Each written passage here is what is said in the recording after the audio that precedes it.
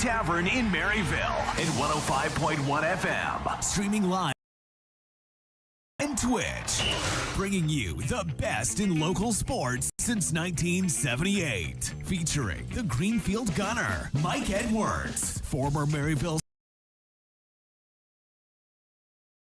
Trail from the Daily Times, Marcus Fitzsimmons, and Troy Provo Heron.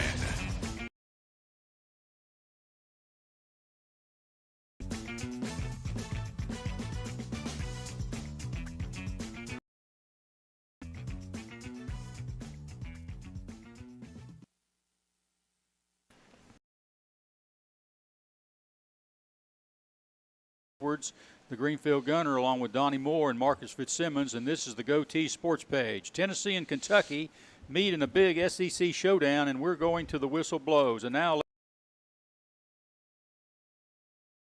the University of Tennessee Sports Report, sponsored by the Cherokee Group and the Murphy. Lead off today. We'll look back at the week in Tennessee basketball and set the stage for the matchup with Kentucky. Ball basketball legend Tony White, Carson Newman assistant football coach Tony Iruli, ex-Alcoa basketballer Dwayne Easter, and Troy Provo Heron will all be on board.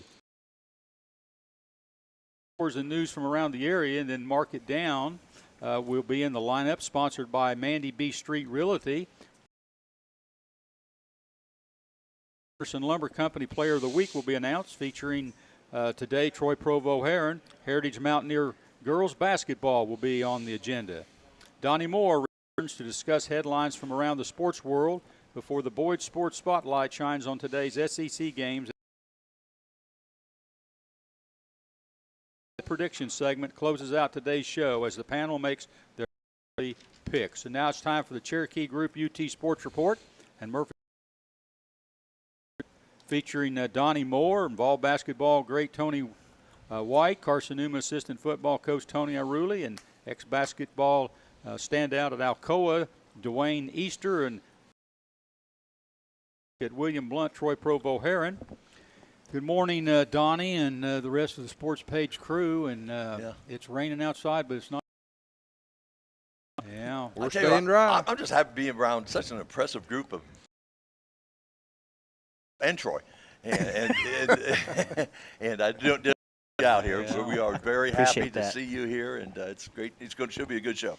Yeah. Before I rip somebody up here this morning, I just want to mention, and we're going to talk about Tony White and the retirement of his jersey before we get into the SEC basketball. We're happy for you because this week you hit the 5-year plateau in your fight against cancer. Is that correct? That's correct. And that's good news. That's great news. Great news. Sure is. We're Yeah, all truly here a blessing. Happy for you. Thank you. Yeah. Good job, man. All right, appreciate it. And you. But things are, Dwayne, in your regard, are progressing well too, huh? Yes, I'm doing well at this time. Yeah.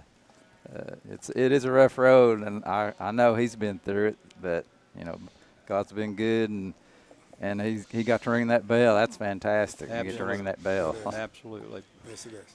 Well, Donnie Moore, it's time for Let Her Rip. My favorite times of the week.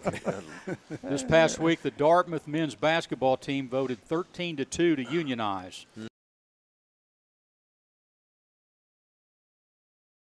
As employees of their school.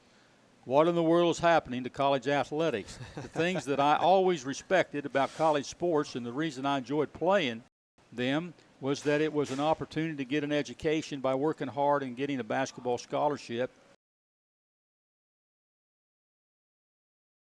degree, something no one else in my family had an opportunity. Dartmouth's response to the unionization of players was as follows. For Ivy League students who are varsity athletes, academics are of primary importance. An athletic pursuit is part of its employees simply because they play basketball is as unprecedented as it is inaccurate. Schools cannot in which athletes unionize. If players are allowed to unionize, what leverage will coaches have on their teams? Will there be a move by some major university? Or, and will it make it harder for administrators to administrate their programs at these universities dealing with this? And, oh, by the way, Dartmouth's men's basketball team sits in last place in the Ivy League standings. But they're going to have to improve on that regard. But Tony Iruli, they're heading in that direction, and I don't think this is something that's going to happen today or tomorrow, because it's going to probably end up with a Supreme Court years before, that some decisions made. But this is the direction that some programs are going. Yeah. I mean, it was like we've talked about over the past year. I mean, it's just moving in that direction. It's first of all,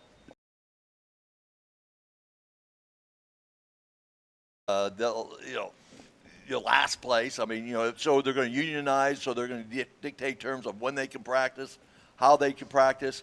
Boy, if we're going to go do a lawsuit because he hurt my feelings. No, they're going to go on strike. Yeah, they're going to go on strike. I mean, we're just touching. I mean, we're going down a path right now where as time evolves, there's going to be new things. I term it as the dark ages right now. Yeah, I was recruited by Dartmouth in high school. Were you smart enough to get in? Back in the day. Back in the day, if you had over a 3.0 average or over, most universities would accept you. Right. But they required you to take what they called in the north an SAT, and I think in the south it was the ACT, pretty much down here. Mm-hmm. And I never could take those tests. I mean, I just from Dartmouth, and first thing they asked is, well, have you taken the SAT? And I said, well, I have. And they said, well, what did you make on it? And I said, well, I made a 680. And they said, well, what, 680? And they said, was that on the verbal or the math? And I said, that was combined. That was the last. That was. So anyway, I finally met someone who had a higher score than me. Great. But I just couldn't take those tests. I couldn't take them. And funny thing was, I got here to UT, and I hadn't taken the ACT. Right. I had a three-point average, and I met all the qualifications. But for some requirement by the university down here, and they said, well, you got to go take it. Well, I was already enrolled and, halfway through the first quarter. Really? And I just wouldn't tell you. I don't even know what I scored on that, but it was pretty one after the other, to get out of there, But anyhow, story, and we'll follow it, with everything that's going on. But it's just another cog in this great big wheel of NIL and really professionalism and being employees, and just it's a mess. Yeah, really. I mean, I think, like you said, it's evolving to where in a couple of years, you may not even have to go to college. Yeah. You're going to be representing the school. You're an employee of the school. I think, going to school is going to be optional. If you want to go to school, that's, it's not going to be a demand. Don't you think for a second that some of these schools, if they're hit with things like this right here, where they can't afford to fund all of their sports, that they de-emphasize? In football back in the 20s, 30s, 40s, and 50s, it was your academies. Yeah, West Point Ivy Leaguers and Naval too. Academy, and they at West Point they had the scandal, the academic cheating scandal, and that academy has never been the same. They de-emphasized, and there's been other programs that's come pretty close. Notre Dame, for one, was on the verge of de-emphasizing it program. So. That could be a possibility too. Yeah, so. I just think that it's we're on a treacherous path. And then you got to tie into how does Title IX?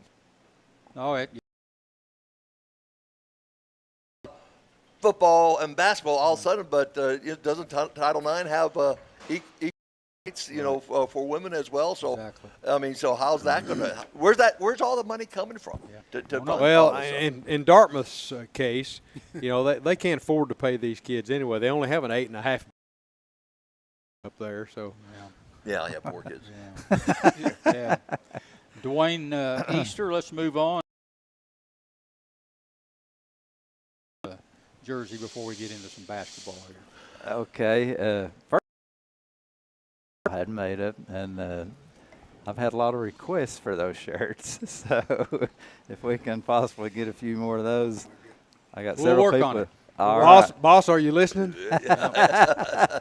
Well, Tony was actually on a local TV sport last Sunday, the Sports Source, and they had a segment on him. Connect's name and where his name is the players in Tennessee history. And those three players, Howard King, Ernie Grunfeld, and Tony White. So said Connect is the most of players since Tony White, and that's including players like Cliff Allen Houston. So that was interesting. He brought that up, and then they showed a video of Tony's game when he scored 51 points. Sports Source host John Pennington went on to say that they would go as far as to fund it. He said, "We will buy it for UT." That's a buying it. So it was interesting too. They also did a Sports Source TV poll: should Tennessee retire Tony White? And at the end of the show, I think it was like at the end of the show, is 83% said retired. And then later on, I think after the show, it actually went up to 86% said retired already. So I think it's overwhelming that people think that his jersey should be. On there on the other end. Yeah, I wasn't going to bring that up. But Those were all Kentucky. Yeah, that's right. There you go. Yeah, that's true. They must have called. Yeah, those calls came from Lexington. Yeah, that's exactly right. Long distance. But Oh my goodness. Oh, but my. yeah, and we also I won't mention a name yet, but we actually met with a local car dealer Wednesday who's in with some donors and when interesting conversation, and then there was actually a UT football player came in and talked with us too, but he's on for all this as far as Tony's jersey being retired. So I think the word is getting out there, and we thank you all so much for having Tony on. It's beginning to take traction now, you know. So, Yeah. yeah, Well, you're deserving. any chance believe me. that we can get to gap right there to reestablish himself, we're all for it. Well, but, hey, I'm gonna just tell the truth about it. Hey, I give all the. I'm just telling you, I am so happy for Connect, cause Connect keep doing what you're doing. You know, just bringing up the history gap There you go. that people forgot about. So, hey, And- Connect, keep going. That's exactly right. And there is one thing who is on that committee to retire his jersey. I still would like to know who those people are. Yeah. So we can. well, he coaches down at Auburn, I think. Well, that's probably true. You might give him a call down there and see what the chance. That's right. Well, thanks a lot, Dwayne, Yeah. on that, and we'll Appreciate continue to update. Tony White, I'm going to start with you. It was a great week for Tennessee basketball. They went down to Alabama, and a lot of people didn't think they were going to come out of that game. Hostile environment down there. And then South Carolina, they clinched the regular season Southeastern Conference championship there. Oh yeah. UT basketball guy. Oh yeah, we're celebrating on Rocky Top right now.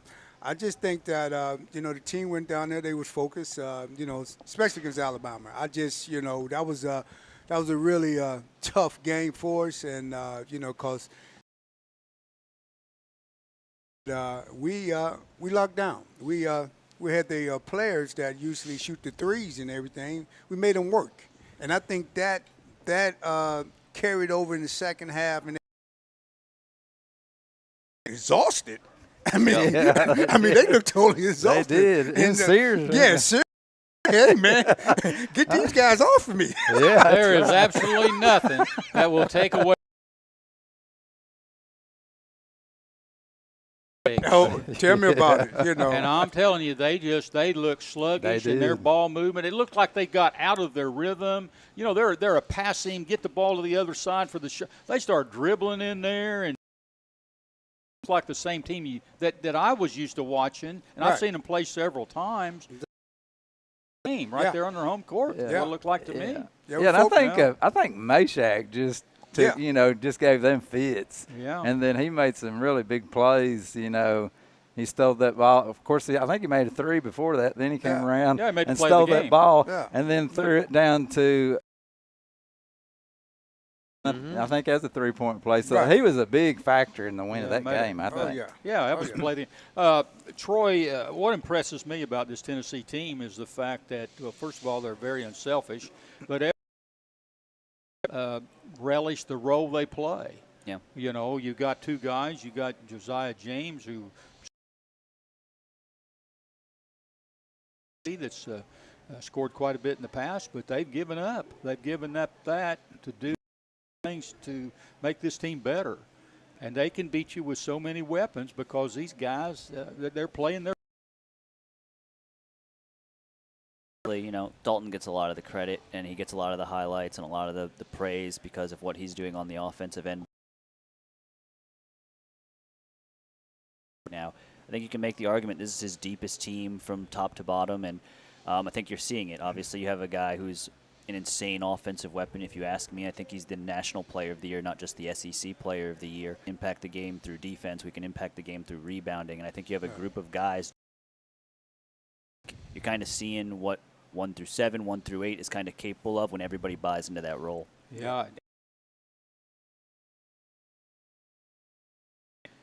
They're getting a lot of guard play, too. I mean, Yeah. listen, I'm telling you right now, people don't realize how important is doing the job. He doesn't always get you the percentages on his shots, Right. but his floor game is all you can ask for out there, and his defensive the defense that he gives the team is Vescovy. But you know, he's not as effective. But the at quick that point. Yeah, him being able, like I said, get down there and penetrate the defense and forces them to collapse on it, then dishes the ball out. He dished the ball out, then the ball came back to him down along the baseboard, and he shot a real high floater Right. for a critical. I mean, right now it's a team that just really plays well together. It's a Rick Barnes. It's not about me. It's about Right. the team, and you Exactly. know, there's a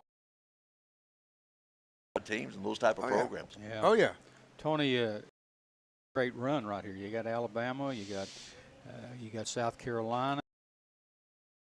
Yep. Now you got Kentucky coming in here, and it's looking real good. And then you got the tournament. I mean, No. going into the tournament, I mean, you know, are you going to go in there with all this momentum and all this hype? And I don't know. Is it better to lose one now or not? No. No. If we play well and if we lose a game, that's fine. But we just need to continue flow right now. You know what I'm saying? Yeah. Josiah James had 13 rebounds. Other things, Meshack come in. Everyone is playing their role. And, you know, of course, you got Vescovy. I think that from Josiah James, we took the pressure off of them with Connect, that they don't have to worry about scoring and they can do the other little things to help the important. We got the big guy, Adu, and then we got Awaka. We got them inside banging. We got the chemistry right now. Yeah. That game at Alabama, Troy, reminded me a lot of up at Kentucky. Down at Bama. I mean, that would be a good score, not for most guys, but Right. for him and what he's been doing. Same thing with Kentucky. But everybody else picked up. Ziegler had 18, Adu had 12, and Exactly. James 11 points. That's dangerous. That's a dangerous team that can do that. Yeah, I think that those matchups in particular, when you talk about, because those two teams, they don't play defense. They don't try to really sit there and guard anybody. And so going into a game like that they're, because we have to throw everything at him to not let him go for 40, 45 points and single-handedly beat us. But the problem with that is that Tennessee has some talent around him. He's not just the only guy. Right. And, kind of to your early like that where we know we're not very good defensively, and this is a team that can take advantage of that. There's a lot to feel like you have to score 90 plus to have a chance in that game, and that's a hard expectation to live up to in any basketball game. Yeah. I got one question right. to the status that is today. I mean, was it from recruiting or Yeah. what was it? I mean, we're Well- not talking about well- from college. I mean, so what was the deal with that? Well, the deal with that was Coach Barnes, Kevin Durant. Right. Dalton Connect is a big Kevin Durant fan. Okay. And so that helped. He wanted to be a great player, and he wanted to be coached. He wanted to be coached, and that's one of the good things. You're sitting there thinking, well, how could you get this guy and maybe nobody else? This is the best year this guy's had. I mean, if you look at his years there, and that, but not the player he is here. I mean, I'm talking about from northern Colorado Yeah. to Tennessee Yeah. to being But see- the possibly the player of the year. Right. But I look, own Dalton. Yeah. And then Rick also gave him the confidence. Yeah. Sure. You understand? Yeah. Now before.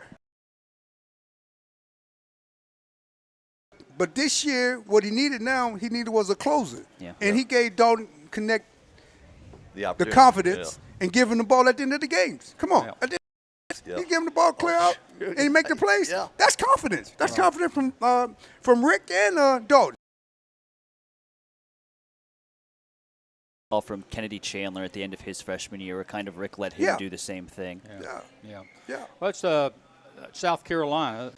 It's the 12th team in UT history. There was 11 before. Now they're the 12th to win a regular season SEC championship. And I've talked about this before. It's a 3-month grind. Tony's been through that for 3 or 4 years up in Tennessee that don't have rings. That played on pretty good teams over there, but you don't only have to be good to win an SEC championship in regular season. You got to have some luck. You got to have some things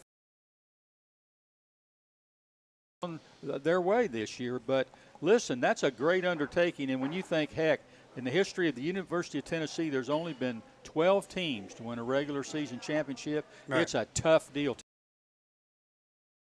I agree with you. Yeah. I agree with you on that. Yeah. I mean, it's outstanding. Now, I'm just saying to win it outright. That's what it's all about. And they did that. They focused and they played hard. I'm like, we had a couple of games that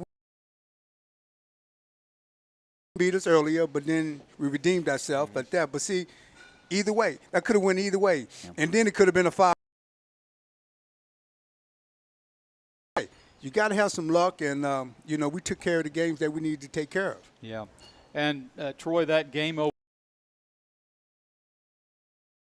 It was a slugfest. Yeah. Pretty much. I told Tony here before. South Carolina played.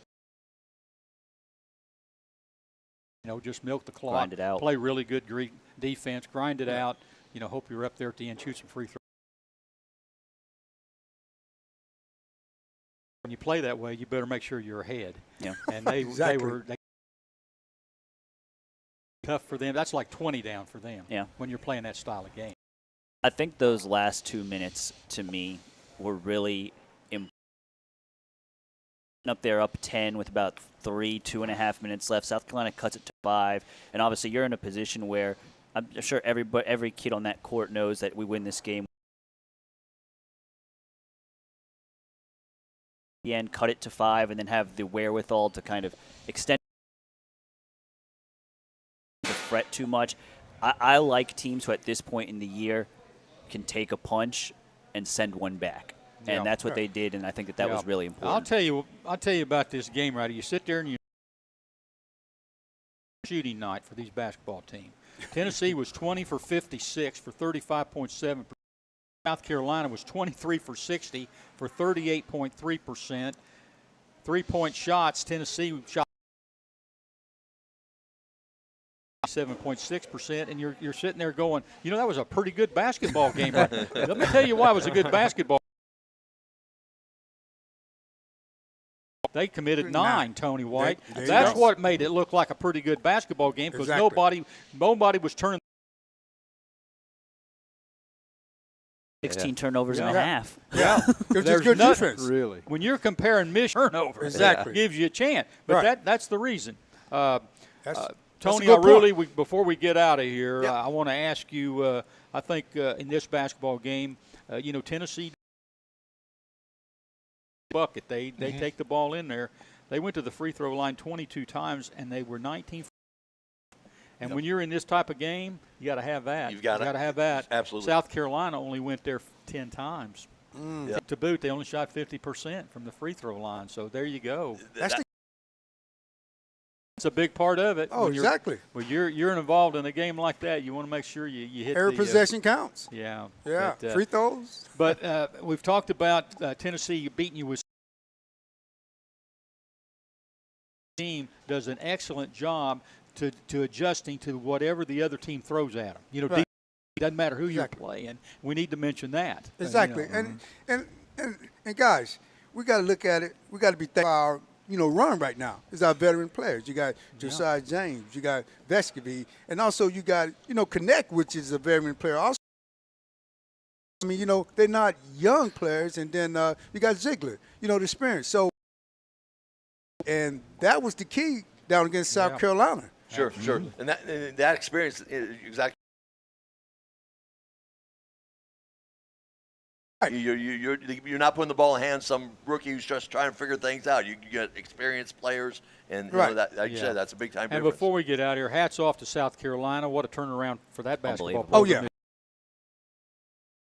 Pair is probably going to be the SEC coach of the Easily. year. He might be the Also, national coach he of might- the year. Yeah, exactly. exactly. I was thinking about that too. He's done a great Yeah. job. Finished last, right? Yeah. You was picked to finish last. Yeah. And wait a minute. And there you And now- are. and now you're a top 20 basketball they team win in the this game country. against Tennessee at Tennessee. Right. I mean, that's- Hey, Right. come on. Yeah, Hey, right. hey, that's coach of the year to me. Yeah. Hey, we'll take a timeout here, and when we return, Donnie Moore will provide high school scores and sports news from around the area, and then O'Haron for the Mark It Down segment. You're listening to the Goatee Sports page, Blount County Sports Voice, and now stay tuned for the best in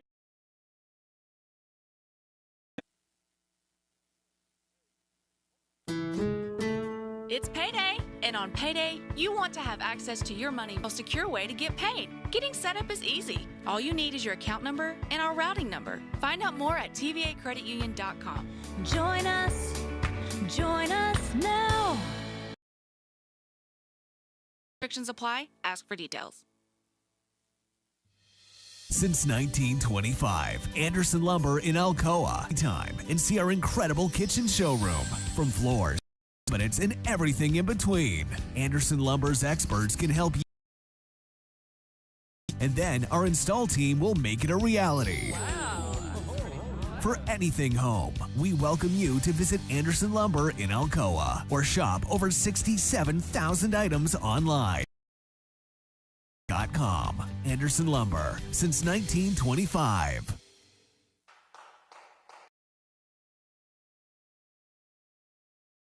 But remember, Aubrey's is also really into Blount County. Aubrey's Maryville has been a strong supporter of sports programs for more than 15 years. From baseball to football, dance teams, and marching bands. For us to do because it's the right thing to do. So the next time you're looking to choose a place to eat, we hope you'll choose Aubrey's. Real comfort, real food, real good. See what's on the menu at Aubrey's.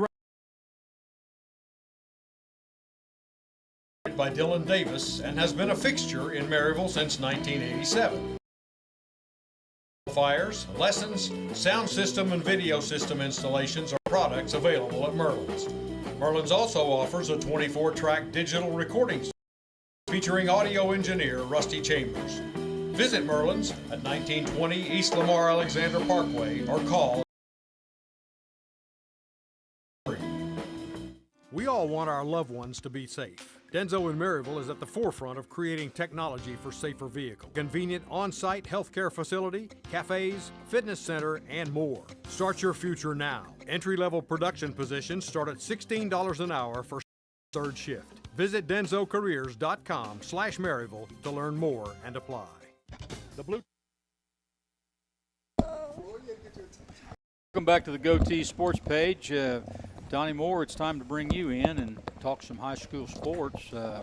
We can do that. We got some teams making some moves down at the state tournament. Boy, that's for sure. Yeah, so it's all yours. That's for sure. Let's B Street local scoreboard segment. Maryville Christian School has played Jordan, not the country. NACA Division IV championship in girls basketball. I don't know whether you followed that or not, but you know, if you want scores broadcast on our show, you better post them. Got to report them. That's it's right. Important. It is important. Did find the boys' score for Maryville Christian School versus S.L. Jones. 60-44. So congratulations to High and beat S. One softball game took place yesterday. Heritage versus at Ray. Did not find a score posted on that one on either website. Looked at nothing. Nobody found it necessary to post that score. So if they don't have that, find that, report it. More basketball news from Murfreesboro. The TSSAA Boys State Tourney is slated to begin for a couple of local public high schools next. In Class 2A, Alcoa at 23-13 will take on East Nashville. Sounds indeed. East Nashville has a 15-9 record in a 12:45 p.m. local time game Thursday. Hopefully, the Tornadoes, if they do, the Tornadoes would face the Cannon County. In Class 4A, Maryville at 26-7, play Cookeville at 30-3 at 9:30 a.m. Central Daylight Time. And notice I said daylight. For that. Yeah, Thanks for letting me know. Early that. in the morning. Oh, great. Yeah. Yes. That's not just Alcoa. That's defending state champion Alcoa. Defending state champion. I neglected to mention that. You're right. Brentwood contest on Friday morning at 9:30 a.m. Here's a side note, an interesting side note. One of the Class 1A quarterfinal games on Wednesday evening is between Jellicoe High School at 20-11 School at 24-9, hailing from Clifton, Tennessee. You ever heard of Clifton? A lot of people haven't. The Frank Hughes, it's a town right on there. They only have a total school enrollment of 300. But that number includes students in grades kindergarten through 12th grade. Wow. Students in grades 9 through 12, the high school grades, 85 students. It's crazy. And they are in the state tournament. One of the smallest, I believe it's the 4th smallest school in the state, nice. If I'm not badly mistaken. Team had a 35-3 win, won the Class A state championship. How many kids they have back then? Like 12? Not many. I say all the girls played on the team. There you go. Did you say 1984? 1986. 86. 1986. Mhm. And then now they're back in. Yeah. I say go Lions. There you go. Yeah. You got to be for that much of an under.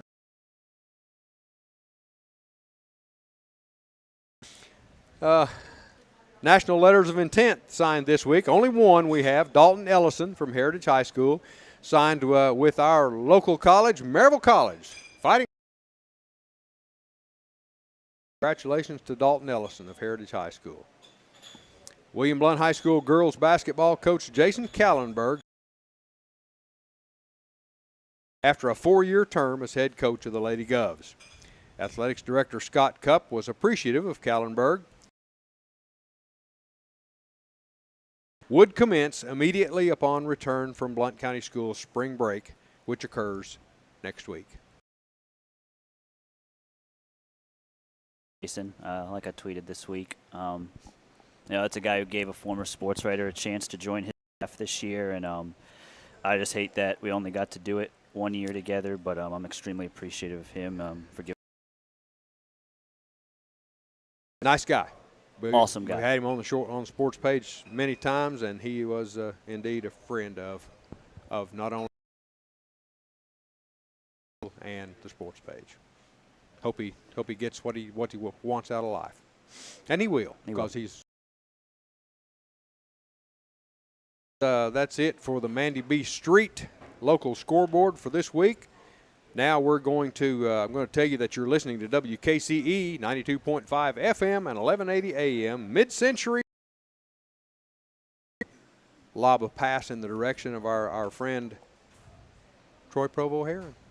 I think the show gets a major upgrade because I'm slightly better looking. Yeah, just by a little bit. He had an emergency. And, he did. Well down there for him. Yeah. So. That's all I'm here for, is to just be as helpful as possible. You can do it too. Well, we're in good hands. Boys are looking for a defending state champion. The girls here are not championship 2 years ago and played in the state tournament a year ago. So we're joined by assistant coach Anna Alloway, sophomore Hallie Bailey, King. And coach, I do want to kind of start with, obviously y'all season starts just a couple days from here, right? Tomorrow or Tuesday? It starts Monday. Monday. Okay. So obviously you kind of gearing expectations going into this year, and kind of what are y'all hoping to achieve? Expectations are clear every day. We go in, we try to compete every day, and there's a lot of healthy competition. So I think we just ask the girls to come in, be good teammates, and compete every day, and just play Alcoa softball. Dylan, Adriana, I kind of wanted to ask y'all, because y'all came into this program as freshmen, and right off the bat, just take me back to your freshman year, what that was like to kind of join a program and kind of accomplish that. And I know it didn't end the way y'all wanted it to end, but kind of just what was it like to start it off that way? It was great. It was very helpful, like, for last year. And so we just kept working to try to get it, but we fell short. When you win it your freshman year, and you guys were such a young team 2 years ago, you were still really a young team last year too. Is that, or is it maybe because you all are so young and you've already done it once?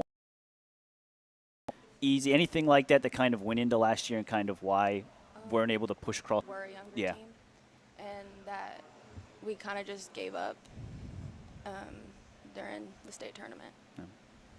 Coach, I want to ask you this because I think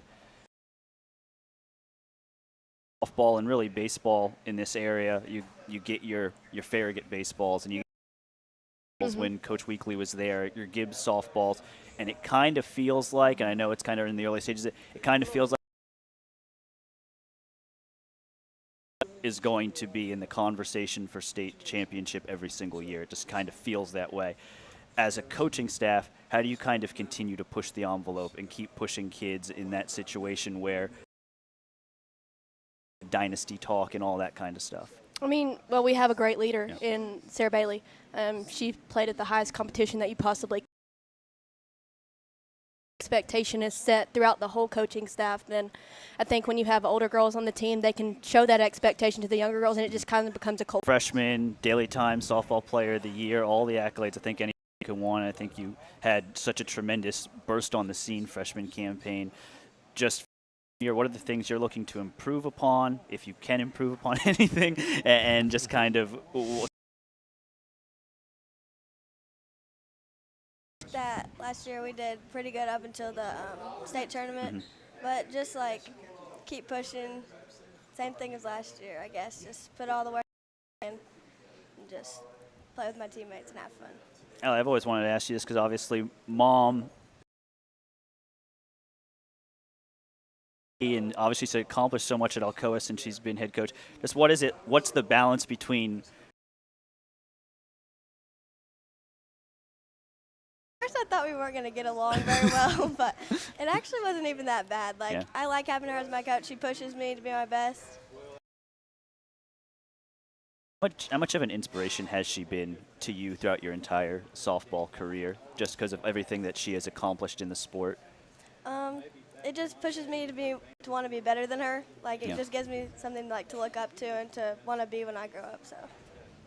Coach, we sit here and, you know, we have so many players who are such a big part of that state tournament championship 2 years ago. So many players last year coming back to this team. I think of like Gabby Burkhart, some of your pitchers, and obviously they're not here. But just when you have a team that returns so many kid marks looming above you all as maybe some other programs. Yeah, I mean, well, you have experience. You have experience on the biggest stage you can in high school softball. So, I mean, you can't coach that. But we got just going to push these girls that have that experience to be the best that they can be, and just play good softball. I know Coach Bailey is one of the coaches that likes to go into a season with as hard a schedule as possible and kind of be as tested as you possibly can for when it really matters. Just take me through your schedule a little bit and just kind of the grind that I know she's probably set up for y'all. Oh, coming forward. Yeah, so the tougher the schedule, the more prepared you'll be, which I think will all give us great avenues to be the best, right? Yeah. The better teams that you play, the better that you are. For players that want to answer, obviously when you go through that as a regular season thing, obviously the district games mean a lot. Ultimately playing for is the seeding and the standings and all that stuff. But when you're tender, how much more fun is it to play in that, knowing that every day you go to practice, you're playing for something, every day you go to a game, it means something a little bit extra?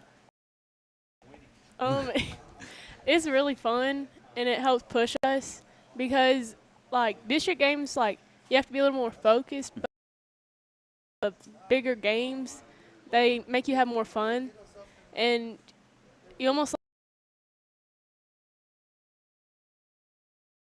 win those games. Yeah, I asked Coach Alloway here, but obviously, like I mentioned, this program kind of feels like it's on the verge of doing something really long run of success that few programs get to do. As players, what's that like, and how motivating is that to kind of make sure that it keeps? It makes us want to. It's motivating because it like.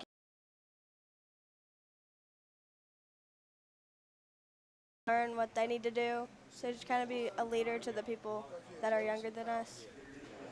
Adriana, you're kind of one of the players that does both things. You hit a pitch a little bit. Just take me through different mentalities when it comes to being in the circle as opposed to being on the plate, in the field, stuff like that.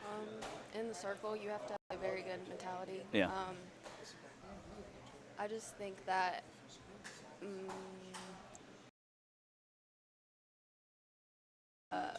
more focus in the circle, and like when I'm hitting or if I'm more relaxed whenever we're in those big games. Coach, mostly hitters here for the most part. Just take me through this pitching staff. Gabby Burkhart, the freshman from last year. Just this pitching staff is so talented, and it's able to kind of do so more runs, but also when you're able to keep people to zero, you feel pretty good about winning those games too. Absolutely, it helps out the offense. Yeah, just talk about your pitching staff and kind of what it's like to have that kind of dominance in the circle every time out. We got some depth this year in our pitching staff. Yeah, I mean, we got some freshmen that are pitchers. Like, well, you have A that's left-handed, Yeah. so that helps having a lefty. Gabby, she just pounds his own. A lefty freshman coming in, and Alex Montgomery. And then we got Layla, and she's a right-handed pitcher, so she's experience coming in. So, and then mixed with a little newcomer, so I think it gives us a good mix in the circle. The one thing I've noticed, the numbers aren't like I think back maybe in previous Alcoa softball seasons before she was the coach, maybe you're dealing with that smaller school number situation. It doesn't seem like that's the case with her. Just kind of when you're excitement around this program, and how nice is that as a coaching staff that you kind of know that kids are interested in playing at that level, in the high school level, and that you don't have to really worry about trying to fill out a roster per se. We want to have a legacy of winning, right? So when you do that, you get kids at a younger level in like middle school that get hungry for that want to put in the work, that want to go every day to the field and get work in. So it's obviously you're sitting here and you've been practicing for about a month and you've been scrimmaging teams, but those can be show whenever you play well. Just how excited are you for the season opener on Monday? I'm extremely excited, especially to have the basketball girls back. It'll help us a lot, and everybody already like does what they can. It'll just push everybody to be better. Gatlinburg Pittman, right, Coach? Eagleton. We play Eagleton right. and then Okay, Gatlinburg and then Pittman. Yes. Gatlinburg Pittman. Obviously, they're kind of new to this scene, but then to have, just kind of again, just kind of going into that season opener. Just what are you guys most excited for? We're excited to make it as far as we could. Is it one of these situations, guys, where look, winning a state championship is the hardest thing you can do, but does that locker room, is there the belief that, hey, that's the goal, that's what we're striving for? Say that not winning it is a failure, because I hate that word, but that if we don't accomplish that, then we didn't accomplish what we set out to do. I think But I think, as a coach, my goal is not only to get them to win a state championship, but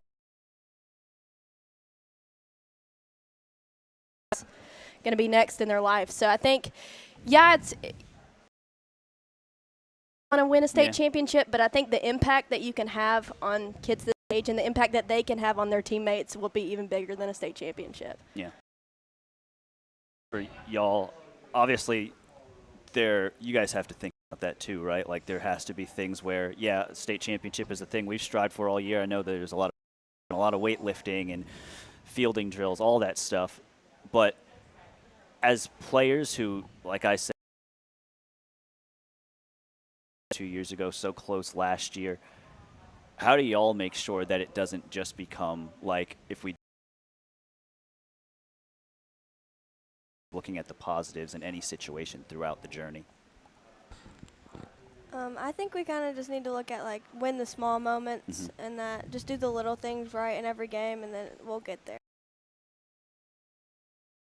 As long as we stay together, I think we can do a lot more than we think we can. I think if we end with the game, then it will be a really good outcome. And some of those things are just also like synonymous with baseball and softball. Often then you get a hit, you get on base and all that stuff, and so I think you guys are lucky. I think it's really important that players, coaches, back on this if you'd like, but I think it's important to have kids who understand that when you that's most of the sport, especially for baseball and softball. Absolutely. We when I was growing up, we always said that the people who fail the best will be the people that succeed the most, and especially in softball, right? You fail you succeed 1 out of 3 times. Your failure and how you overcome that failure, I think, dictates how far you go. Yeah, I think for me,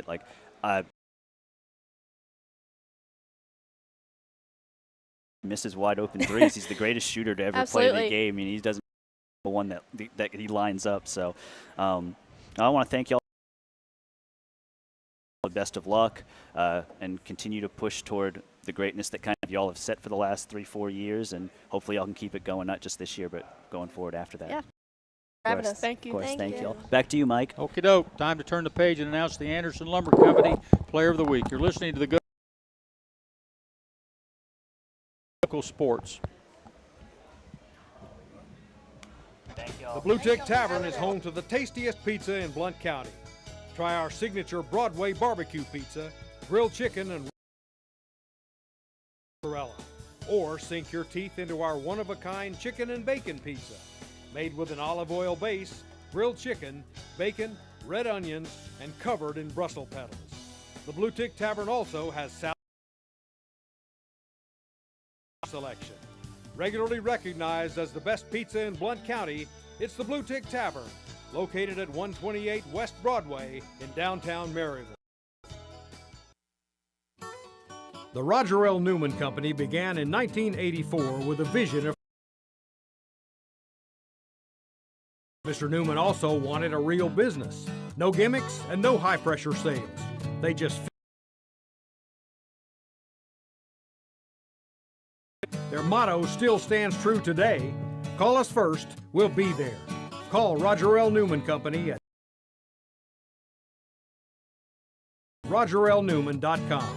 Cooler temperatures are approaching. Upgrade your furnace now for as little as $50 a month. Your newspaper? That's right. The Daily Times is your newspaper, tailored to where you live, emphasizing the things that affect you and keeping track of the people and players in our community. The award-winning Daily Times can be or inbox with the latest in local news and sports. For a 30-day free trial offer, call 981-1100 and begin enjoying your life, your times, every day with the Daily Times. For over 50 years and 3 generations, the people of Blount County have trusted Stevenson Tire with their vehicles and their families. Our mission has always been simple: to provide quality products at reasonable prices with exceptional customer service. Featuring tire products from Michelin, BF Goodrich, Uniroyal, Bridgestone, Firestone, and Yokohama, Stevenson Tire also offers alignment and brake services at affordable prices. Stevenson Tire Company, 2411 East Broadway Avenue in Maryville. Call 983-1621 or online at StevensonTire.net. Waters Equipment is your East Tennessee New Holland agriculture and construction dealer. Waters Equipment has been serving Blount County for 48 years and has 2 locations in Maryville for sales and service for New Holland equipment. Offering shop and field service for trucks and equipment of all brands, Waters offers equipment rentals for New Holland skid steer, Mini X, and tractors. Call 238-9000 for your rental needs. That's 238-9000. Waters Equipment New Holland. Excellence in service. Welcome back to the Blue Tick Tavern in downtown Maryville. This is Mike Edwards along with the rest of our broadcast crew. And now it's time for the Goatees Sports Page Player of the Week segment, featuring Troy Provo Heron filling in for Marcus Fitzsimmons. Sponsored by Anderson Lumber Company, where quality service is always a priority. Proudly serving Blount County for over 75 years. And Troy Provo Heron, you in here this morning, huh? Yeah. Yeah. And what a run! What a run they had! What a run they had! We do. We have Heritage Rick Girls. Howard. We have Heritage Girls basketball coach Rick Howard. Yeah. If you're watching on YouTube, here to his right, Jake Coker, Carson Swaney, Chloe Heath, and Coach. Around you a long time. That picture of you cutting down the nets, it might be the happiest I've ever seen you. just take me back to that feeling, winning that sectional, and obviously being so close a year ago, playing in that game, and how it went. Come back a year later and get it done. Just what was that feeling like? Oh, it was just unbelievable. These young ladies just have made an old coach happy. I told we've been knocking on the door a long, long time, and these young ladies finally helped us knock it down. Telling them, Coach, I said that. And in Ohio, every time you win, you cut them down. District championship, region. Holiday. We cut them down for holiday tournament. Yeah, we did too. Around Christmas time, we did played too. the holiday tournament. We cut them down, but they've never got to cut one down, and I got a feeling these two over here are going to cut some more down before Back in my day, they had knives. You know, you go Yeah. up there and cut it with a knife. It's a good thing we put the Somebody knife had a away. pocket knife, you know, and they give it to You you. ain't allowed to carry them now. Yeah, yeah. Jay, Chloe, and this I guess is for all of you. Obviously, you guys played in that sectional last year against Sevier County, and how motivating was it to kind of be in that situation again and kind of have that sting from a year ago? I mean, we just knew that we had to come back even more. So we worked as hard as we could all season long, and it paid off. Yeah, we didn't want to have that losing end season. I mean, we were just there. We had everything going for us, and the environment that we played that game in was just Those big crowds for sectionals, regions, district championships, all that stuff. That state tournament and to be a part of all that. It was an awesome experience, getting to just go there play with the team and just be there. It was great. I mean, the floor was so much bigger, but we just had to and just play our game. it's definitely something that none of us will ever forget. It was just unbelievable. Tournament, obviously, it's something that they have never been a part of, and it's a different stage. It's one that I'm sure that they grew up wanting to be a part of. It's just kind of what was the message to them? You know, just to enjoy the moment and you know, soak everything in. And I tried my best to make sure they got. You can go down there and just be focused on basketball, but you know they've worked so hard. You know, we took plenty of pictures, stopped at Tennessee Tech. By the way, I want to thank them because UT was going to charge us $550 for 1 hour over there. I can't believe that. I just warmed up to for rooting for him. Now I'll never root for him again. We'll get Tony over here to see if he can fix that. To get back to what we were saying, these kids really enjoyed the ride together, and we just have a blast. Rick, obviously, it's the goal to get to the state tournament, but I thought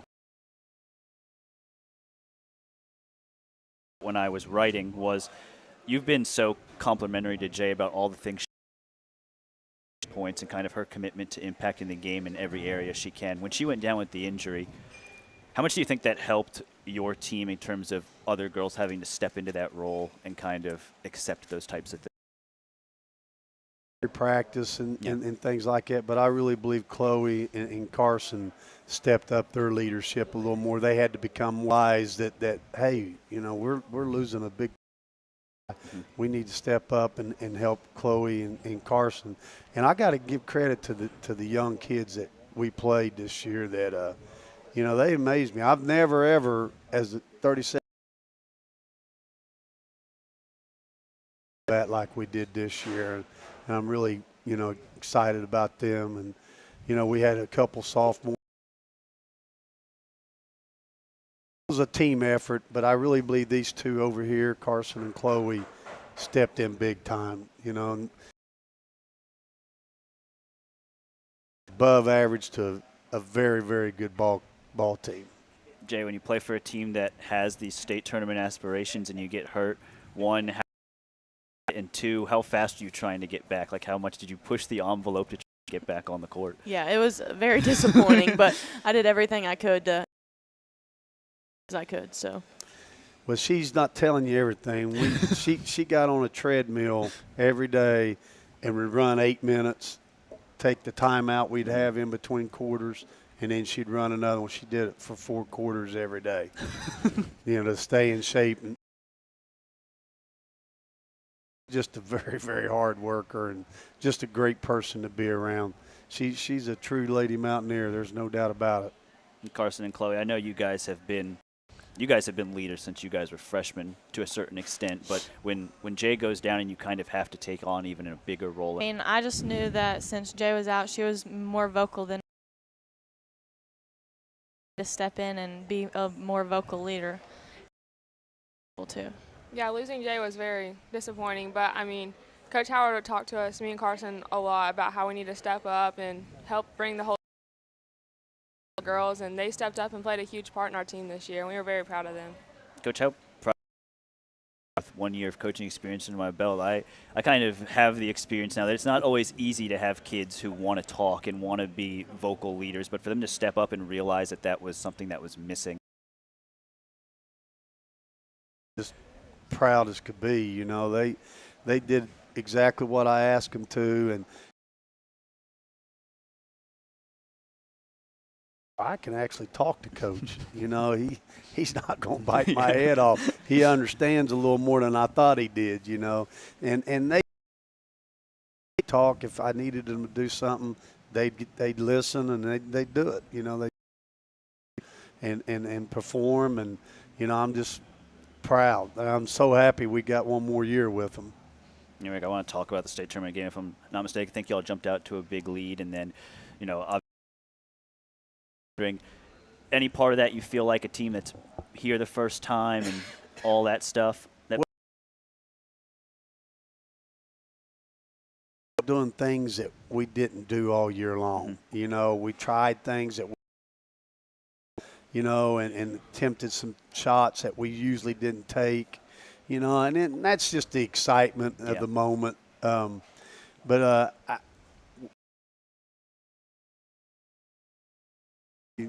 They shoot 33 free throws to your 12. Yeah. It makes a big difference. Okay. I never dreamed that I would see a game called so unevenly, but you know, you got to fight through adversity. Yeah. You know, I think it taught these kids a lot. Now, if we go back next year, I think better. You know, just like Carson, I told her she makes that shot 99 out of 100 times. Yeah. You know, it just didn't rattle down. And I'll be honest, I think she got fouled when one guy called 4 charges in a ball game against one team. See maybe 1 charge the whole game. Unless Chloe Russell's on the floor, then yeah, maybe. yeah, true. But you know, it was, and that didn't lose the force. I'm just saying, you got to shoot and you got to rebound. We didn't do a great job of rebounding. We have very much so. You know, on that last call, that girl's hanging all over Jay, and I turn around when they blow. I said, she's going to free throw line. We're going to win this thing. And then I turn back, Coach Harley tells me, Coach, they called that on Jay. I went, oh, I started to go down there and get a technical, but I looked, you know, so it was tough. That was a tough moment, you know. And you know what it is, but it didn't help. Carson, Chloe, obviously you guys get learned from the state tournament experience? I think that when going into it, it was a little bit bigger than anything we've ever experienced. I think we were a little bit nervous in the beginning, but like we started out really hot, and I think now we know and understand like what it's like to play there and how important it is to us. So I think we're really trying to go back next year. We're going to work extremely hard in the preseason and this. Backing off of her, we were really nervous, probably going in very excited. I mean, he took us down there in the summer to get a feel of what it would be like. One team gets to win it in each classification, and so I think it's important to remember that when you get to the Final 8, you've accomplished something that's really, and so for you to kind of get to do that in your last year, just kind of how special is that? It was awesome feeling. We were very excited. Our team is every single one of us, so it was just an awesome experience to be able to go to state with this team. More special because of how close you guys have been in recent years. Think back to when you had Lexi Patty and Caitlin Berger and KJ and all. Time and time again, we're a win or two away from getting there, and to finally kind of, like you said, knock that. About it, you know, that's why I took him to the MTSU this summer. I had a deep, down feeling that we were going to make it. If we stayed healthy, kids, they just work too hard, and they're very great, very good basketball. So it was just, a feeling like, God, we've come so close. Either I had a kid get hurt, Kate, we could have won it that year, and she tears her knee up. Both, it's just special that I see how hard they work. So I'm very close to them, and like I told them, I love them, and they made an old couple get down there. And I think one of the things that I think is really cool about the season, y'all standing next to you are really talented, but you go into the season having to replace not the easiest thing in the world to do, especially with a kid like Becca Gardner, who for the last couple of years. Just talk about the point guards that kind of stepped into it. Obviously, Carson handles the ball a decent bit and all that stuff, but to kind of replace a kid like that. Yeah, Carson took over and did a great job last year, but I would have liked to have played her a little bit more at 2, but we had freshmen handling the ball, and and I will say this, Kinley to fill that void, but it's kind of hard to trust a freshman out there in big games. Nothing against her, but you want. I think she played all 5 positions, but we did it by committee, but Carson did it mostly, and she did a really good job running the team, no doubt. Kind of as a coach, how do you kind of go about pushing them to make sure that you get back next? Spring break, because we're starting as soon as they get back. We're 5 days a week, and they're going to put up. I know they're going to all play travel ball, and so we'll work hard. Couple days this year. We're not just going to go 1. I want to play at least 4. I think that'll help them out, and if we stay healthy next year, we'll have a really good chance. Hopefully, get back down there. But you know how that is. You gotta have luck. Yeah. I don't care how good you are, you still got to have that luck. Carson, Chloe, I'll get you all out of here with this. Obviously, you guys have to get back there and try and go win the gold ball. But specifically as a team, what do you think are the things that you guys can tweak a little bit and kind of make sure that at the end of the next season, you guys are the ones that are the last ones standing? And somebody has to fill Jay's spot. Yeah, Jay played a large position. But I think we're all just going to work really hard together. And Coach Howard doesn't like AAU, but a lot of us play AAU. And I think it helps keep us in shape and everything. But we'll all work really hard this summer and be back. Coach, it has to be nice that you lose one Coker, but another Coker gets a year older, and maybe maybe that's the one who fills. There's 2 other little freshmen that played a lot of balls, so sophomores and juniors that they might wake up and say, hey, I could actually get some playing time and start working harder, and you got to put the time in. I don't care who you are. If you don't put the time in, you're not going to be the player you can be. It's like I tell them, when you get minutes, no matter what. Right. Well, girls, Coach, Sports page, wish y'all congratulations on an absolutely fantastic season. We'll wish you the best of luck going into. Thank you for having us. Back to you, Mike. All right, Troy. Time for a break. When we return, it's the Boyd Sports Spotlight as ex-Maryville Scott Donnie Moore will be tuned for the best in local sports.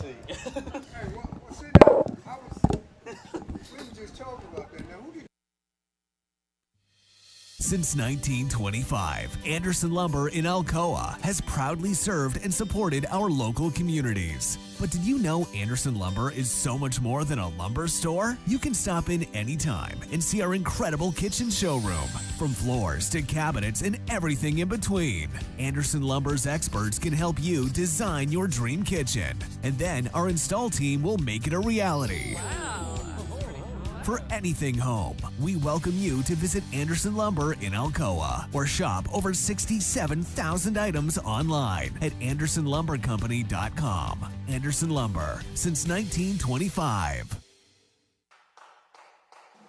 Aubrey's is known for real comfort, real food, real good.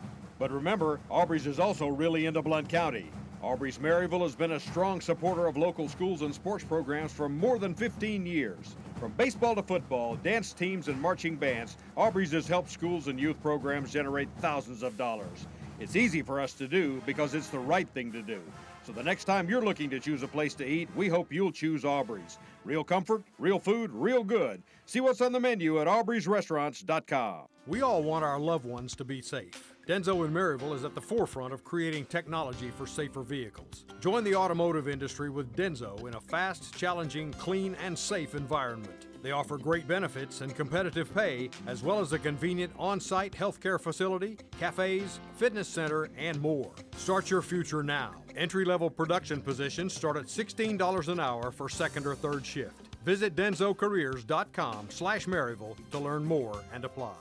Merlin's Music World in Maryville is owned and operated by Dylan Davis and has been a fixture in Maryville since 1987. Guitars, amplifiers, lessons, sound system, and video system installations are products available at Merlin's.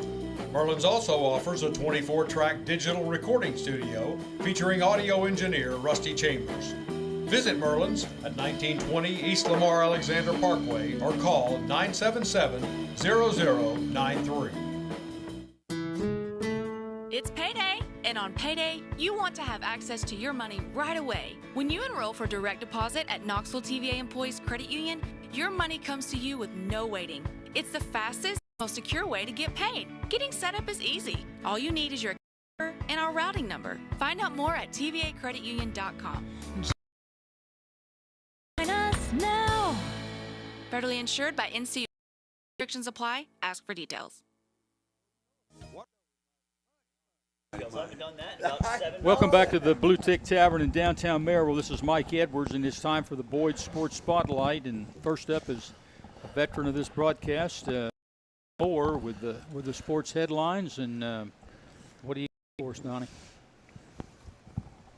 Well, it just so happened we have a slate of sports headlines to you by Fast Signs. Well, you got the pages full today. I'm telling you. First up, Netflix announced on Thursday that it will provide live streaming coverage of the boxing match on July 20th between social media star turned boxer Jake Paul and... So I got a lot of thoughts on this. I figured you would. Now look. The bout will be held at AT&T Stadium in Texas. There's quite an age difference between the two. Paul is only 27, while Tyson is 30 years his senior at 57. Tyson also hasn't fought since he and Roy exhibition that ended in a draw. Paul built a YouTube influencer and turned professional in boxing 4 years ago. He's won 9 of 10 fights with 6 KOs against mostly undistinguished opponents, coming last year to Tommy Fury, half-brother of WBC Tyson Fury. Iron Mike Tyson was the undisputed world heavyweight champ from 1987 to 1990. Retired in 2005 after winning 50 fights, 44 of them by knockout.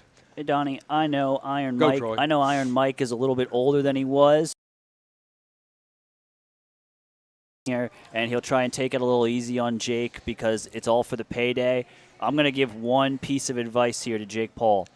Don't, because he's going to knock it off your head.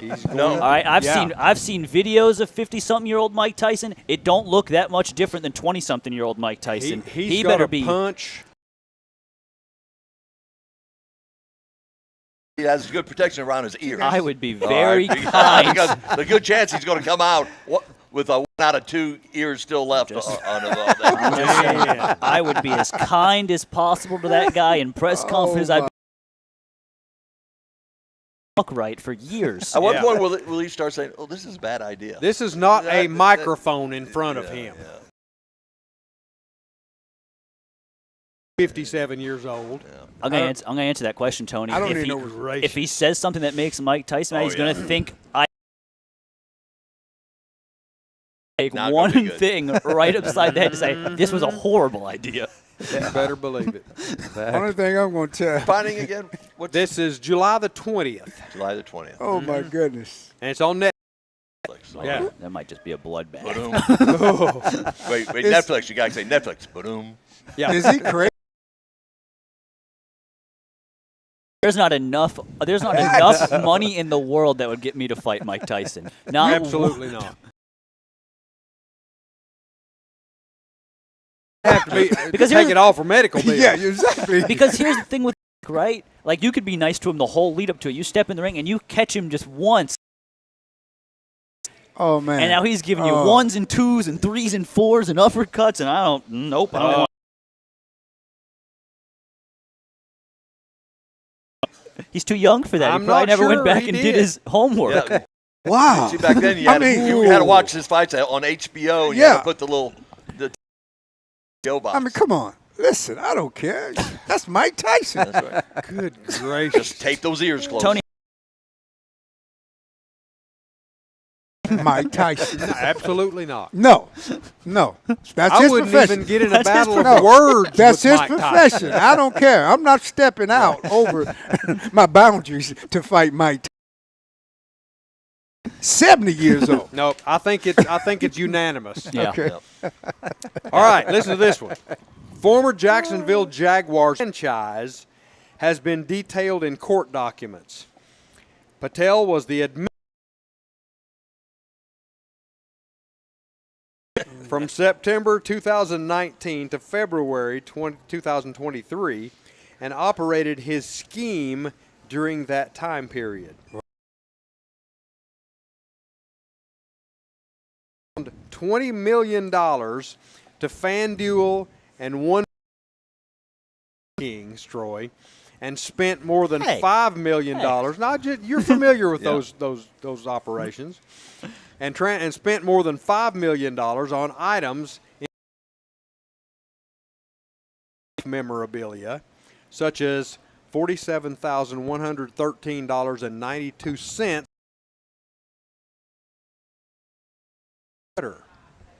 $78,800 in private jets. Light to me. It does seem a little light. He was being nice on that one. Yeah. And $278,000 for hotels, rental properties, and travel. He also spent $95,000 and continued to spend cash even after his firing, buying a game-used. Say that one wasn't that expensive. Well, $2,000. That's still Now this guy's Yeah, pretty but, brassy. I mean, we're talking about a isn't guy he? that he was Yeah. buying $90,000 things. The $2,000. But, I'm pretty sure. I don't know why you'd want to buy the jersey of the. So what was 18th his best position quarterback there? in He the was a league. financial officer? He was program. Virtual Credit card. Virtual. Yeah, that means online. it's not real. Everything is. And he was that from September 2019 to February of 2023.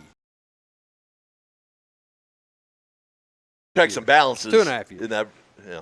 Well, obviously. Yeah. He wrote a lot of checks. Anyway, but no balance. No balance on 15 seasons with the Philadelphia Eagles. Kelsey, a 6th-round pick out of Cincinnati in the 2011 draft, has played his entire career in the city of Kansas City Chiefs tight end Travis Kelsey. And the two played each other 2 seasons ago in the Super Bowl, which was won. Ended his career by starting 156 consecutive games, Pro Bowl selections during his 13-year career. That's impressive. Yeah. And he said, I heard him made a comment. He said, "Let's see how long this lasts." So he may not stay in retirement too long. Yeah. I tell you, Good during stuff. his retirement speech, because it was emotional, it was kind of Yeah, he things I was. like, but I really liked how he the Eagles. Boy, they- But yeah, they keep you know, those guys on- Yeah, on he the kept them men, together don't they? during, especially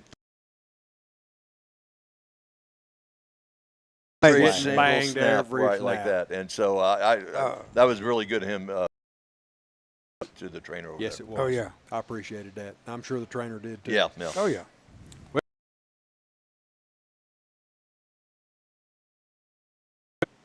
Today's the ninth. Yes, Yeah. it is. 1979. 1979. Major League Baseball Commish Bowie Kuhn orders baseball to give equal access.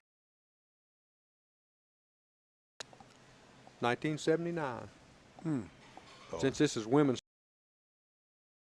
Oh. Oh, is that what it is? Look at you, Okay. Donnie. Yeah. It is. Look at you. Hey, Donnie. 1990. It is. Look at you. Hey, Donnie.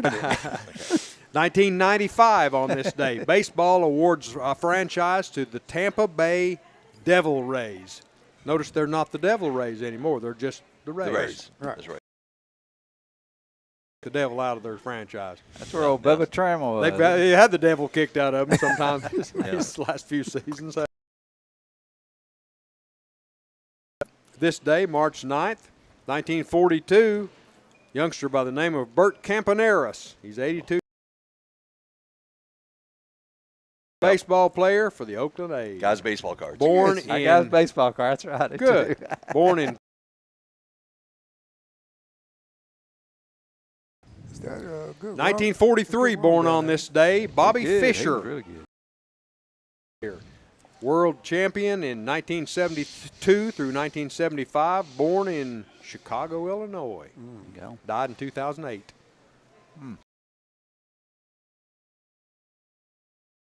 Born in 1950. I was always real excited whenever I watched him play chess. Yeah. Game, isn't it? Go. Moved very quickly. Move that rook over there to Yeah. the King's Bishop. 1950, born on this day, Danny Sullivan. Mike, an American auto racer. Okay. The spin and win. He spun and between turns out of it I and knew won the Mike would race. know that. Yeah, that's what he's famous for. He's from Kentucky, man. Born He in was a- Louisville, yeah. Kentucky. Won the kart championship in 19. Thank you, Mike. Man alive. Yeah, He's he just knowledgeable said about this it. stuff. He's like the The only encyclopedia. other driver at Indianapolis to win in the spin and win was Jim Clark, Scotland. There you go. That's it. You know, so What year was that? 85, Oh, okay. 1985. Born born on this day in 19. Leach, Mike Leach, coach at Texas Tech at 2000 through 2009. 2019, and at Mississippi State 2020 through 2000. Born in Susanville, California, and died in 2022. Yeah, I tell you, he had a career where he changed the strategy and how it changed the schemes and all that, and so he had a great life. Born on this day, you'll know this name too, Brian Bosworth. The Boz, American College Football Hall of Fame linebacker. Yeah. Hall of Famer. Great. Then Bo Jackson planted him. Bo planted him, that's right. Won a national championship in 1985 at the University of Oklahoma. Played in the NFL with the Seattle Seahawks. Right. City, Oklahoma. So naturally he Hometown went to Oklahoma. boy, yeah. Naturally he went to Oklahoma.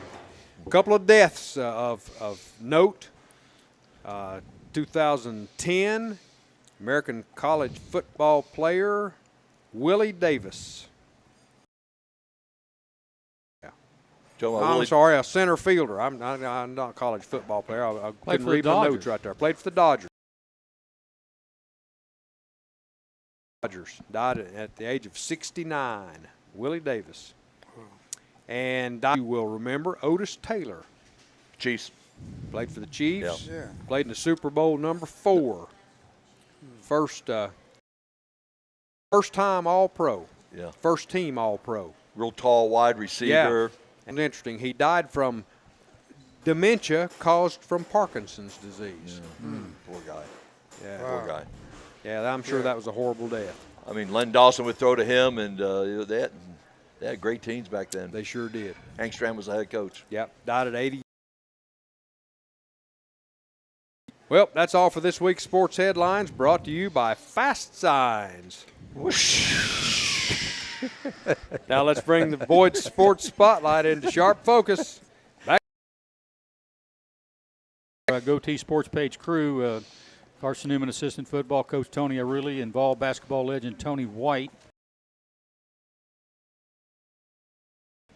Troy Provo Heron is here with us along with Donnie Moore, but we'll start with Tony. Tennessee and Kentucky is going to square off today over at Thompson Bowling Arena, Food City. Kentucky's in second place along with about 4 other teams or so. So they've got something to play for as far as SEC seeding goes next. Get a #1 seed in the tournament next week, but it's senior day over there. Yeah. Games, I've been in these games. There's a lot more electricity in a Kentucky. It's hard to explain, but it's a whole. Oh, yeah. Yeah. Oh, yeah, most definitely. I mean, you know, you're talking about, I'm just Kentucky. You know what I mean? You're talking about Kentucky. I mean, you know, they always talking about Big Blue, but hey, we got Big Orange here, and you know, it just, and you know, you just want to come out on top. I don't care. I don't care what's going on. I was involved in this Kentucky relationship time where you had the Kentucky All-Star, high school All-Star. Kentucky played the Indiana All-Star. Right. I played two of those games, and then I come down here, and Kentucky is a rival again. So, oh yeah, a big rival, yeah. Tennessee, but I'm still on the border. Border. Great games, and as a player, those are the type of games you want to play in, aren't they, Tony? Oh, most definitely, most definitely. I mean, you know, if you can't get excited by, playing Kentucky, I mean, you know. Yeah. Woods wet. Huh? Oh yeah, exactly. You know. Troy Provo Heron. Game for these two teams. Is Kentucky going to defend anybody? Yeah. I don't know. I mean, line is set at 166.5, and I mean, what they scored 190 the first time they played each other. I don't know. I feel like I look at the Kentucky game the first time when they played at Rupp, and I thought, look, Dillingham scores 35. He scored 16. Josiah scores 27, I think. Santiago scores 20-something. So, like, Tennessee made them pick their poison and things, you know, pick apart a team that doesn't play defense particularly well. Kentucky kind of has some similar offense. You kind of have to pick your poison with them too, but I trust Tennessee's defense a lot more to make more stops than Kentucky would be right in this race, but you know you can't lose home games. A couple there in a row at home, and then they lost a couple of games there on the road at the buzzer beaters. Sure. I think one of them was down there at LSU. But they're not. You know, this is a talented Kentucky team. Sure. I really like their guard Shepard. You know, he controls the ball.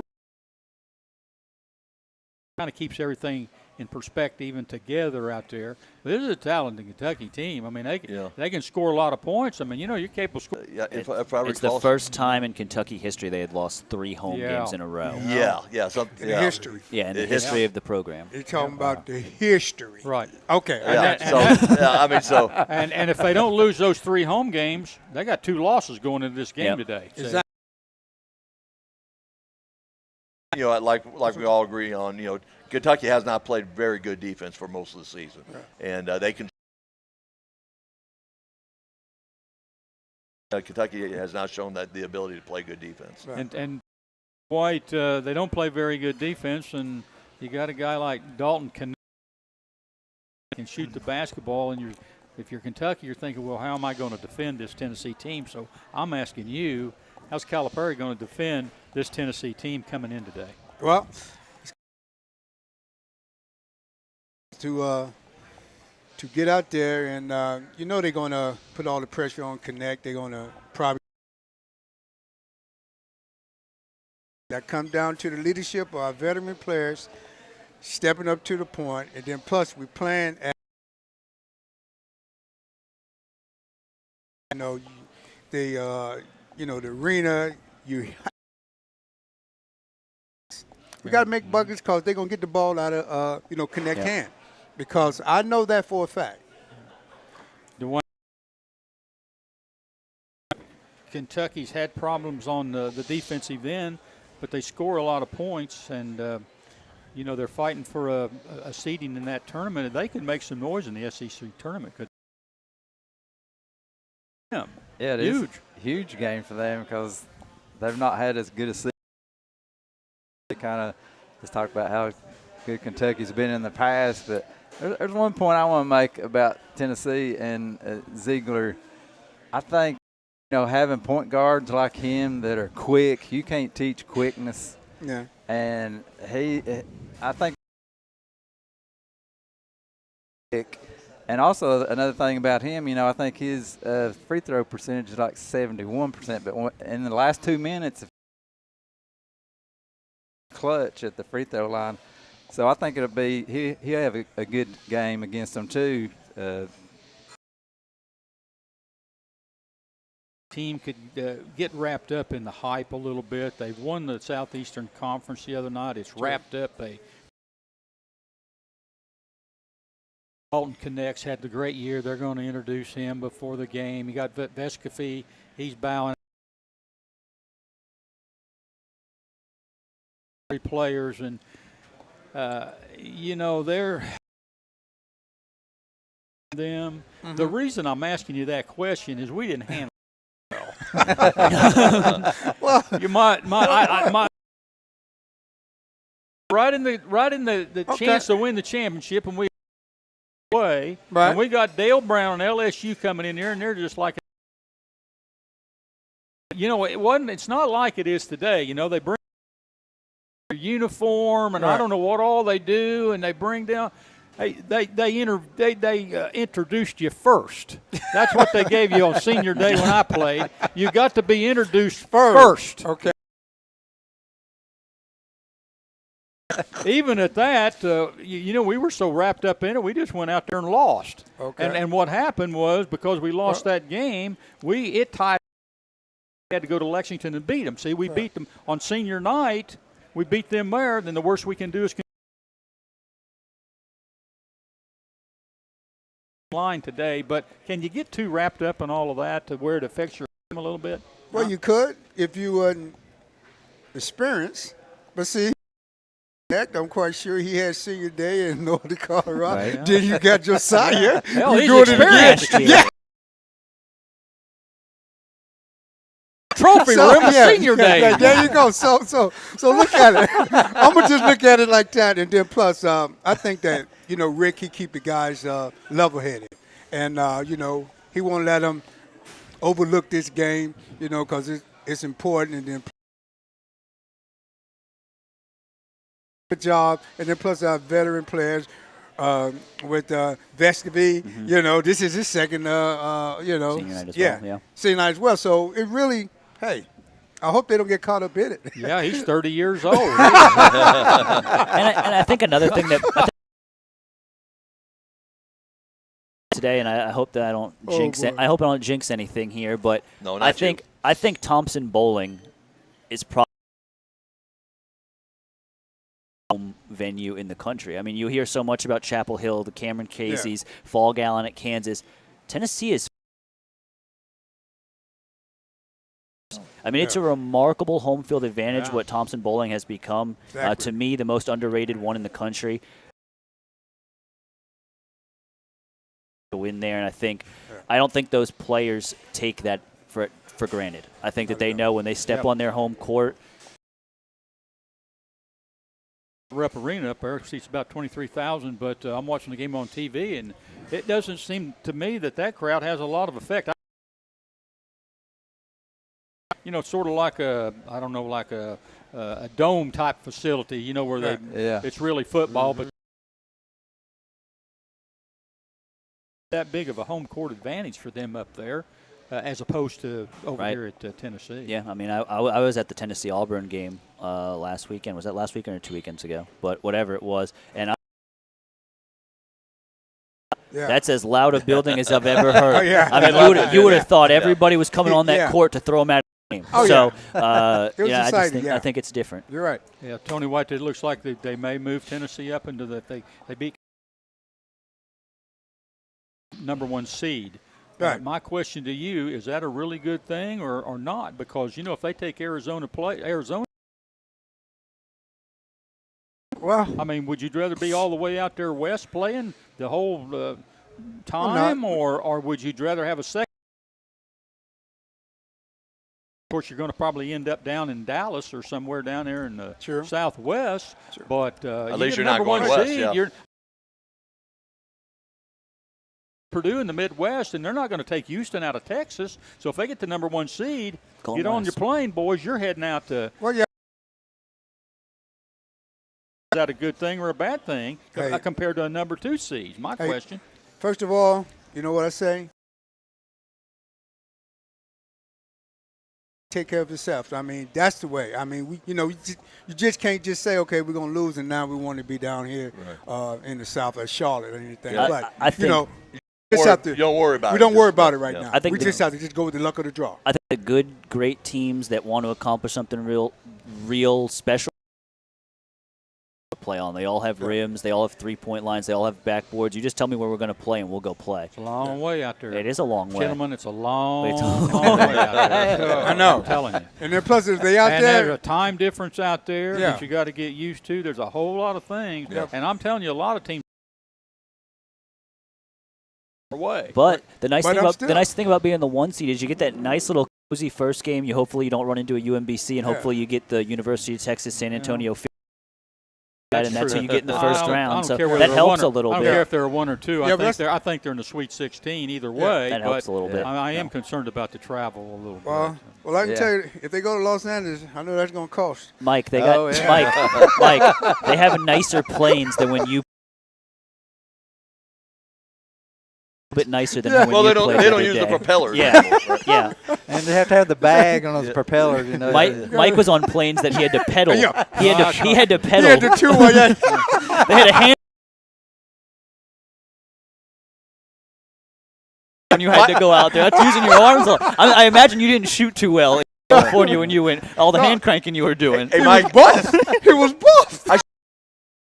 4 years younger than you, so well, for your information, we flew jets out there. We did. We flew jets out there. Cutting edge. We played out Paper there. ones? We played out there in the Christmas tournament in the Los Angeles arena. Right. It was us, Houston, Michigan State, and Southern California. Hotel out there, which was one of the best hotels. And room next to me, Tony Iruli. Yes. Room next to me. Yes. Was the Colonel. Colonel Sanders. Did you get some free? I've had so many people ask me, say, "Hey, when you played ball over there, did you meet anybody famous?" Yeah. Yeah, Colonel was out there making a commercial. Had his white suit on, and and everything. Sure, and they show us his watch. Was it a nice He had all diamond for seconds. Was it nice? Yeah, it was really nice. He said, "Yeah." good. Yeah, his finger looking good. Yeah, he probably had the chicken feet over If there. he was passing out Wings. boxes, I would be all for that. I know we're short of time. Story about Colonel Sanders. Go ahead. He went to a celebrity deal up in Indiana, and they had a guy on late night television called Sammy Terry. Yeah. He was on late night for the scary movies, you know. Deal, and they were at a memorabilia deal signing autographs, and the Colonel was right next to him, and there was Sammy Terry dressed out in his white face ghoul. The Colonel was going to provide lunch to everybody, and they brought the lunch in to serve all the celebrities there that were signing the stuff, and they were eating Sammy Terry. They didn't have any napkins. Sammy Terry looks over at the Colonel, and the Colonel says, "Is the chicken all right?" He says, "It's really good, but there's no napkins, and it's finger looking good." And the Colonel looked at him and says, "Hey, can I use that?" That's how that came about. There you go. There you go. Hey, No napkins brought finger about. looking and toe looking good. Yeah. No napkins brought all that about. Why wait?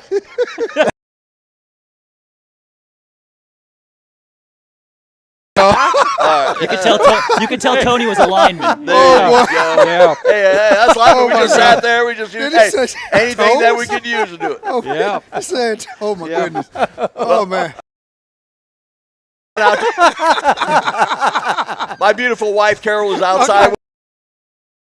A basketball game in Knoxville. Okay, all right. All right. Take it easy, I'll bring you back some chicken. Hey, Tony, thanks for being Yeah. on, and you're going to be in spring football practice Spring now football, here for a while. starts but on Monday. I'll be gone. Hopefully All we right. see you before the year's Great, out. great. Hey, look forward to seeing you Try guys. to get some all I wings right. love this you. year. All right. All right, take it easy now. Yeah. Hey, it's time for a break, and when we return, it's the Bold Predictions segment.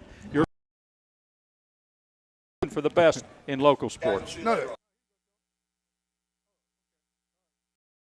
Is your East Tennessee New Holland agriculture and construction dealer. Waters Equipment has been serving Blount County for 40 years for New Holland equipment. Offering shop and field service for trucks and equipment of all brands, Waters offers equipment rentals for New Holland skid steer, mini.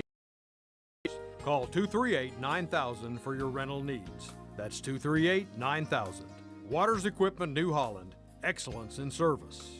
For over 50 years and 3 generations, the people of Blount County have trusted Stevenson Tire with their vehicles and their families. Our mission: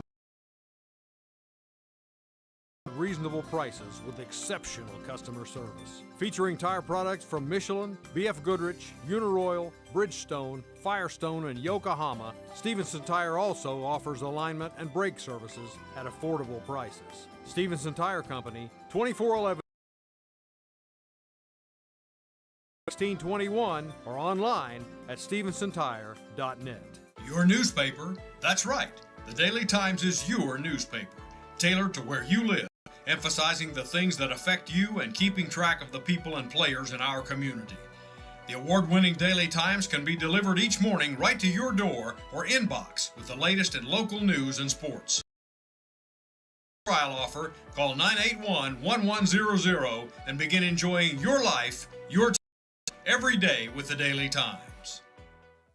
The Blue Tick Tavern is home to the tastiest pizza in Blount County. Grilled chicken and red onions covered in mounds of mozzarella. Or sink your teeth into our one-of-a-kind chicken and bacon pizza.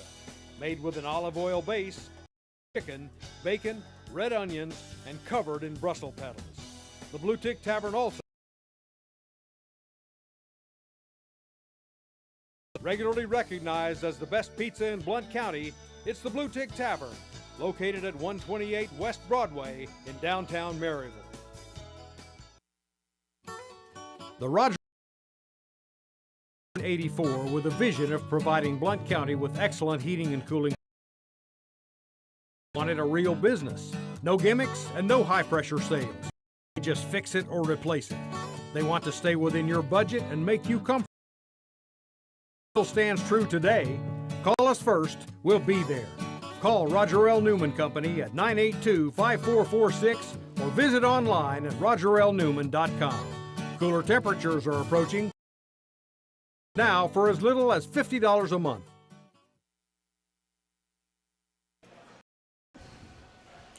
Welcome back to the Blue Tick Tavern in downtown Maryville. This is Mike Edwards, and it's time for this week's bold predictions.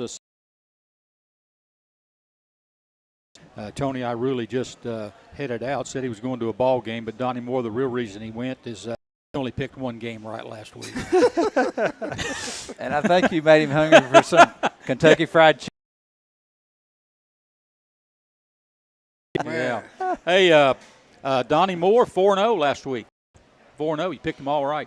Good. Every one of them. And Dwayne, you were 3-1. You weren't far behind. All right. Yeah, 3 out of 4, and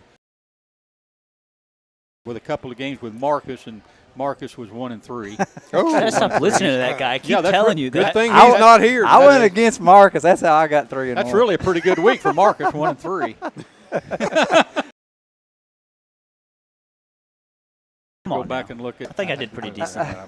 Oh, man. Okay, let's get going here. Kentucky at Tennessee. I'm going to start with Tony White. Who do you like? Oh, Tennessee. Tennessee for Tony. Dwayne. Tennessee. Dwayne. Got Tennessee. Troy. I'm taking Tennessee. If you have a DraftKings account or anything like that, take the over at 166.5. Kentucky can't guard. And part of this is because we have Tony at the table, but I think we could put up 70 points against Kentucky right now. The 5 of us that can't play defense. So, Donnie Moore. I'm taking the Vols. All right, it's all unanimous. That means Kentucky's probably going to come in there. Be it. I'm going to start with Dwayne Easter over there. Ole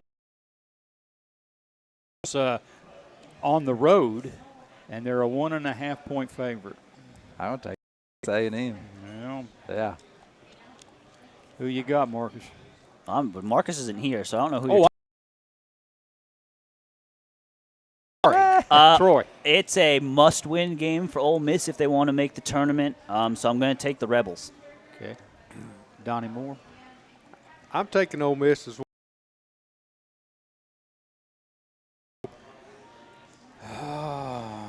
Playing in Texas A&M? I'm gonna go with Texas A&M and. Put me down there. Week and they won, but I'm not. I'm gonna go with Ole Miss. Like Curly Joe. He does. You're right. It's hard for me to bet against Curly Joe. Joe. He takes timeouts at midcourt. He does all that stuff. Yeah. Oh, he jumps on the court too now. I don't say breeze in that suit. I'm looking for him He to doesn't. go. I'm looking. Doesn't. Here's what. Remember the 3 shoots. Yeah. At South Carolina, Dwayne, Mississippi State is a 4.5-point favorite. South Carolina, you know, they had it all right there in their I'll hand. take South Carolina. Okay. You think they're going to come back after what happened there? I believe they will. I don't like this one. This is a tough pick. Hold on. I'm gonna take South Carolina won the first one, so again, I trust the Gamecocks to get it done today. You gonna put South Carolina? Donnie, it's at South Carolina. Yeah. And no, it's at Mississippi State. At Mississippi State. No, is that South Carolina? Oh, check on that because I've got it at South Carolina. I think it's at Mississippi State. Okay, the first check. one was at South Carolina. Okay. Yeah, it's. I'm sticking with South Carolina. I'm sticking with South Carolina. It's hard to win on the road. It's at the hump. But I'm taking South Carolina still. It's at the hump. Yes, it's at Mississippi. Who you got? Give me the game. Yeah. They're playing pretty well right now. I'm taking Mississippi State home. Okay. Who you got, Tony? I take South Carolina on that one. Okay. They've just won right now. Yeah, All they right. picked last, you know what I mean? They picked up the last. So. Yeah. Troy, North Carolina has wrapped up the ACC, but Yep. they're at Duke today, and in a game. Ooh. So North Carolina won at Chapel Hill game, and Duke's about a 4.5-point favorite. They are. And I like Duke today to kind of get some revenge, win at home. I think they're both two pretty evenly matched teams. So I I like Duke with the home court advantage on their side today. Yeah, I think I'm going to go with Duke today too. I'm going to go with Duke, and because they are pretty even. Yeah, Duke. Just because Duke at the house. Okay. They're playing at home. Dwayne. Duke, yeah. No, I can't wait. Special Mike saved for last on this. No, I don't thing. have Indiana on there. You have a team. You have a. Do you have a team from Indiana No, on there? I don't. I don't have a team. I've got Kansas And at Houston? Houston. Donnie, I'm Houston. starting with you. Kansas at What's Houston. happened to Kansas? I don't know. This is going to be Well, the McCullough, last. McCullough. That's been part of the Yeah. problem. One of It's their better gonna be the players has last been one. hurt. Yeah, they've gone Kansas from the at Houston. top 4 down to the teens. In the Well, ranks. if this one was home of the Jayhawks, I think Houston. I'm taking Houston. Yeah. You might well sign me down. Okay. I'll take Okay. you. Tony, Houston.